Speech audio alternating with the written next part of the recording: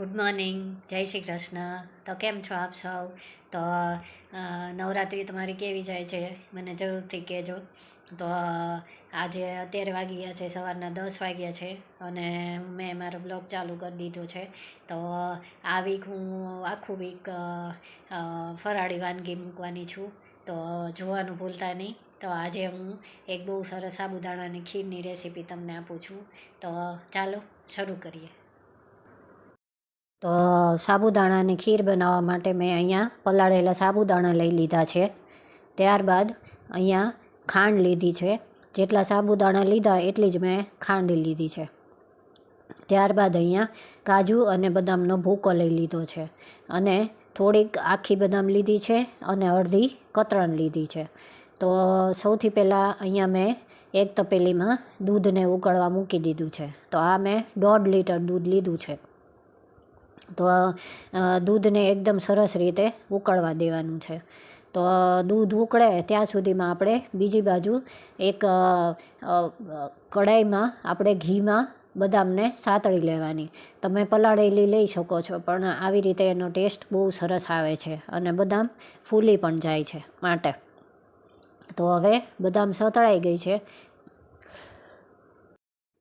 તો બદામ સતળાઈ જાય પછી આપણે દૂધ ઉકાળેલું છે, ઉકળે છે, એમાં આપણે ઇલાયચી નાખી દેવાની. તો ઇલાયચીનો પાવડર પણ તમે નાખી શકો, પણ મારી પાસે નહોતો એટલે પછી આ પલાળેલા સાબુદાણા છે એ એમાં નાખી દેશું.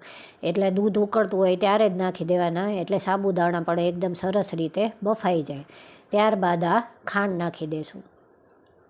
તો ખાંડને ને બધાને સરસ રીતે હલાવતા રહેવાનું, એટલે બેસી ન જાય. પછી આપણે જે બદામ અને કાજુનો ભૂકો કર્યો છે એ એમાં નાખી દેવાનો.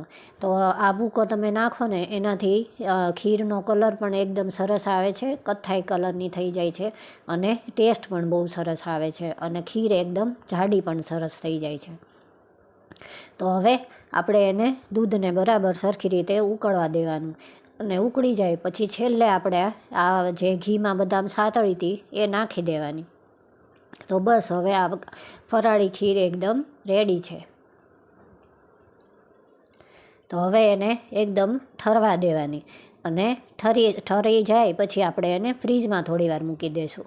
એટલે એકદમ જાડી અને ટેસ્ટી ખીર સાબુદાણાની રેડી છે. તો તમે પણ આવી રીતે ટ્રાય કરજો. તમને મારી આ રેસીપી કેવી લાગી મને જરૂરથી કહેજો, અને જો પસંદ આવે તો એક લાઇક આપી દેજો અને મારી ચેનલને સબસ્ક્રાઈબ કરજો. Thank you. જય શ્રી કૃષ્ણ.